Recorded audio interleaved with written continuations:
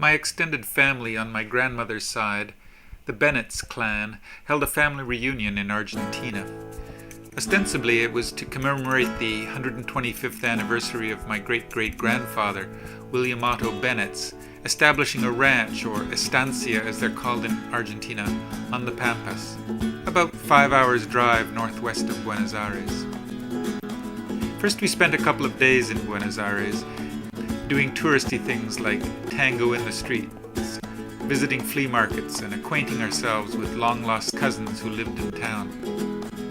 An interesting side trip was visiting an old Presbyterian church built by early Scottish settlers, including the bells on my grandfather's side of the family.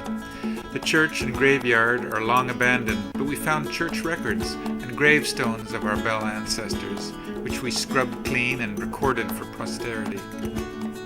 The Benitz reunion was planned as a 3-day event. The original estancia has been added to over the years and then divided up again, so there was quite a lot of visiting to do. Cousins arrived from all over the world: Britain, Canada, the US, Australia, Singapore, and Hong Kong, not to mention from all over Argentina. So there were a lot of introductions to be made and catching up to do. The first day began with a lunch at La California, the ranch named after the place my great-great-grandfather emigrated from. Ranch hands, called gauchos, roasted whole sides of beef, Argentine style, over an open pit barbecue. After lunch, we'd visited the family gravesite, where my father and many of his forefathers are buried under a grove of eucalyptus trees. Then we assembled for the obligatory family portrait, and there were so many of us, perhaps around 130, that you could hardly make out who's who in the final picture. That night we had another informal barbecue at another ranch called El Piquete that's still in the family.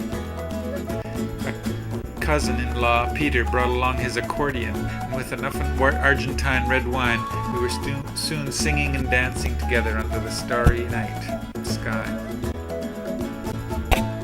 The next morning we drove to a town of which William Otto's son John was a founder. It seemed the whole town turned out. School children sang, officials made speeches, and then John's grandson John spoke of his life growing up there. Lunch at John Benitz's estancia called Los Algarrobos, and a chance to do some ranch things like riding ponies and roping young steers. It was all great fun. And then we explored the old mansionette with John as our guide. The third day started with a rodeo. As we watched from our perch on giant rolls of hay, the gauchos, flying flags of Argentina and the state of California, put on quite a show. Highlights were the bucking broncos, yikes, and the races between cousins pulled by gauchos while riding on a rawhide mat. Not everybody was quite ready to try that, thank you very much. Just getting together, being together as one big family, was enough of a thrill for most of us. And then there was lunch, outdoors again. The weather was with us. The animated chatter and easy laughter was an indication of how close we had become over the last 3 days. That afternoon we visited another estancia where my father lived as a boy. I tried to imagine his carefree life there, playing among the huge trees that were imported from around the world. All that remained today of the old house is a wall set in the garden. That night in the local town hall, we gathered for one last dinner party together. A chance for more photos and more speeches. A chance to say goodbye.